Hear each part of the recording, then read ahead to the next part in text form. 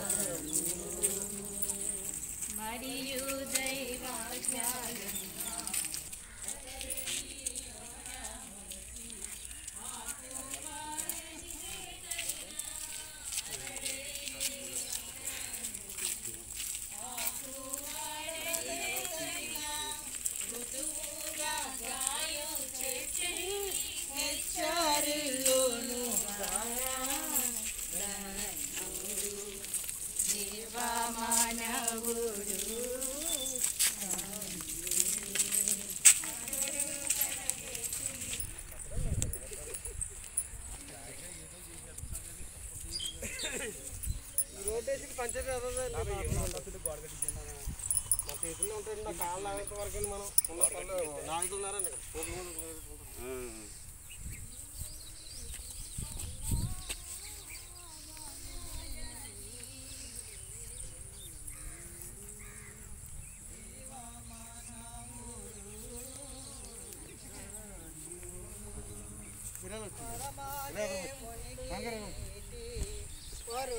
మార్గంబు తెలియం సరిగా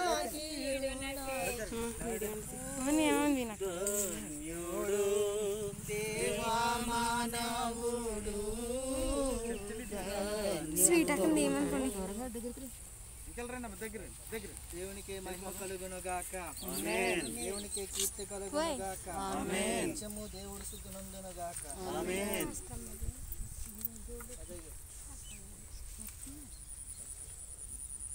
ప్రభునందు ప్రియమైన దేవుడు రెవరెండ్కి సురభోత్మయ్య గారి యొక్క మరి సమాధి వద్దకు మనం వచ్చి ఉన్నాము. ఎందుకంటే ఆయన యొక్క సమాధిని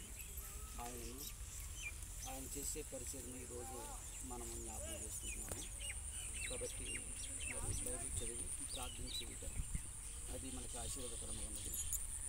కనుక బైబిల్ చదువు మొదటి కొరింథీ పత్రిక 15వ అధ్యాయం 21 నుండి మొదటి కొరింథీయుల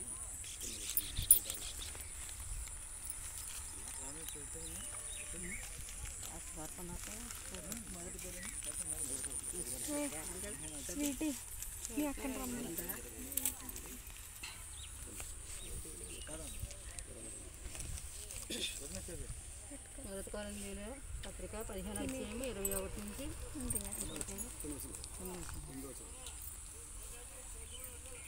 మనుషుని ద్వారా మరణము వచ్చును గనుక మనుషుని ద్వారానే మృతుల పునరుద్ధానమును కలుగును. ఆదామునందు అందరూ ఎలాగ మృతిని అందుచుందురో అలాగునే క్రీస్తునందు అందరూ బ్రతికింపబడుదురు. ప్రతివాడును తన తన వరుసలోనే బ్రతికింపబడును. ప్రథమ ఫలము క్రీస్తు.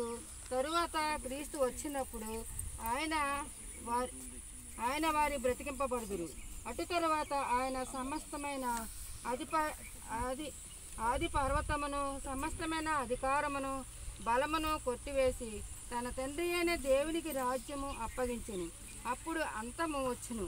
ఎందుకనగా తన శత్రువులనందరినీ తన పాదముల క్రింద ఉంచే వరకు ఆయన రాజ్య పరిపాలన చేయుచుండవలెను.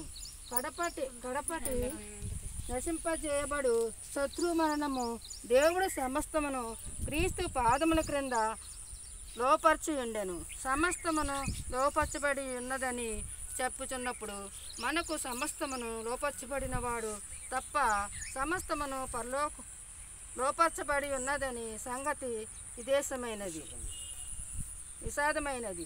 మరియు సమస్తమును ఆయనకు లోపరచబడినప్పుడు దేవుడు సర్వలోకమును సర్వాంగమగు నిమిత్తము కుమారుడు తనకు సమస్తమును లోపర్చిన దేవునికి తానే లోబడును. దేవుడు పరిశుద్ధ వాక్యము దీవించు. ఆమేన్. హల్లెలూయా. హల్లెలూయా హల్లెలూయా యేసునికే హల్లెలూయా హల్లెలూయా హల్లెలూయా ఆమేన్. లోకమును దానిలోని సమస్తమైన ఆశలు లోకమును దానిలోని సమస్తమైన ఆశలు నాకు వద్దు యేసే చాలు సైతానా నా వెనుకకు పో నాకు వద్దు యేసే చాలు సైతానా నా వెనుకకు పో హల్లెలూయా హల్లెలూయా హల్లెలూయా యేసునికే హల్లెలూయా హల్లెలూయా హల్లెలూయా ఆమేన్. ప్రార్థన సమర్పణ అయ్యగారు ప్రార్థన చేస్తారు. దయగలిగిన